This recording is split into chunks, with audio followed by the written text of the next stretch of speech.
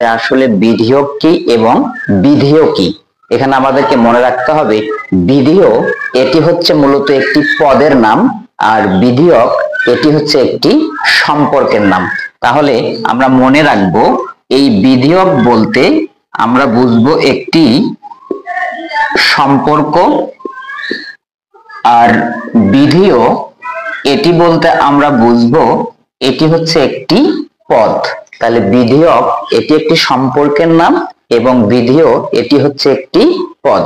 তো আমরা জানি যে একটি বাক্য বা যুক্তি বাক্যে প্রধানত দুইটি পদ থাকে, একটির নাম উদ্দেশ্য পদ এবং অন্যটির নাম বিধেয় পদ। তাহলে আমরা একটি উদাহরণের সাহায্যে বিষয়টি ক্লিয়ার করি। যেমন সকল মানুষ হয়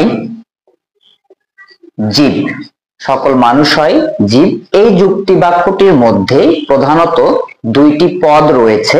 একটি পদ হচ্ছে উদ্দেশ্য পদ, আমরা যাকে উদ্দেশ্য করে বলি প্রধানত তাকেই উদ্দেশ্য পদ বলা হয়। এখানে আমরা এই মানুষ শব্দটিকে উদ্দেশ্য করে বলছি, এজন্য এই মানুষ শব্দটি হবে উদ্দেশ্য পদ। তাহলে মানুষটি হচ্ছে উদ্দেশ্য পদ এবং এই উদ্দেশ্য সম্পর্কে আমরা যা কিছু বলবো সেটির নাম হবে বিধেয় পদ। তাহলে এখানে আমরা এই মানুষ সম্পর্কে যে তথ্যটি বলছি সেটির নাম হচ্ছে জীব, তার মানে এই জীবটি হবে একটি বিধেয় পদ।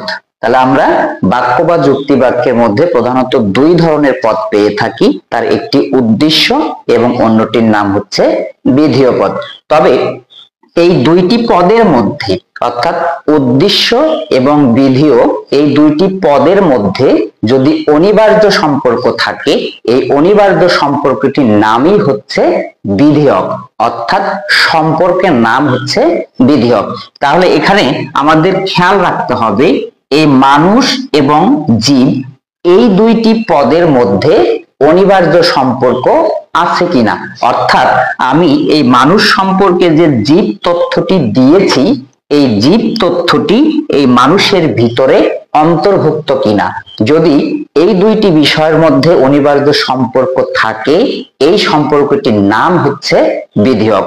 আর বিধেয়ক আছে কিনা এইটি বিষয় বোঝার জন্য আমাদেরকে একটি বিষয় মনে রাখতে হবে, সেটি হচ্ছে সর্বক্ষেত্রে এই সংযোজকটি যদি সদর্থকে থাকে অর্থাৎ হ্যাঁ বাচকের মধ্যে থাকে বা স্বীকারমূলকের মধ্যে থাকে, তাহলে আমরা বুঝবো যে এই দুইটি পদের মধ্যে অর্থাৎ উদ্দেশ্য এবং বিধেয়ের মধ্যে সম্পর্ক আছে এবং সেই সম্পর্কটির নামই হবে বিধেয়ক। তাহলে আমরা উদ্দেশ্য এবং বিধেয় পদের মধ্যে যে অনিবার্য সম্পর্ক পাবো এই অনিবার্য সম্পর্কের নামই হচ্ছে বিধেয়ক, আর বিধেয় হচ্ছে একটি পদ। এই বিধেয়ক সম্পর্কে সর্বপ্রথম ধারণা দিয়েছেন যুক্তিবিদ্যার জনক অ্যারিস্টটল। তাহলে আমাদেরকে মনে রাখতে হবে যে বিধেয়ক এটি সম্পর্কে প্রথম ধারণা দেন কে। তাহলে বিধেয়ক সম্পর্কে প্রথম ধারণা দেন যুক্তিবিদ অ্যারিস্টটল। তিনি প্রধানত চার প্রকার বিধেয়কের কথা বলেন। তাহলে অ্যারিস্টটলের মতে বিধেয়ক হচ্ছে প্রধানত চার প্রকার। তাহলে অ্যারিস্টটল যে চার প্রকার বিধেয়কের কথা বলেছেন, তাহলে অ্যারিস্টটল বলেছেন চার প্রকার বিধেয়ক। একটি হচ্ছে সংজ্ঞা, তিনি সংজ্ঞাকে বিধেয়ক হিসাবে তুলনা করেছেন। এরপরে তিনি বলেছেন জাতি, সংজ্ঞা, জাতি, উপলক্ষণ এবং অবান্তর লক্ষণ। তাহলে অ্যারিস্টটলের মতে যে চার প্রকার বিধেয়ক রয়েছে তার একটি নাম হচ্ছে সংজ্ঞা, একটি হচ্ছে জাতি, একটি উপলক্ষণ এবং অন্যটির নাম হচ্ছে অবান্তর লক্ষণ। তবে বিধেয়কের ধারণাটিকে যে যুক্তিবিদ আরো বেশি পরিসর করেছেন বা যার হাত ধরে বিধেয়কের ধারণাটি বিকশিত হয়েছে সেই যুক্তিবিদের নাম হচ্ছে পরফিরি। পরফিরি পাঁচ প্রকার বিধেয়কের কথা বলেছেন। এখানে আমাদের একটি বিষয় হচ্ছে যদি প্রশ্ন বলে অ্যারিস্টটলের মতে বিধিও কত প্রকার, आंसर হবে 4 প্রকার। আর যদি বলে পরফিরির মতে বিধিও কত প্রকার, आंसर হবে 5 প্রকার। আর পরফিরি যে 5 প্রকার বিধেয়কের কথা বলেছেন এর মধ্যে একটি হচ্ছে জাতি।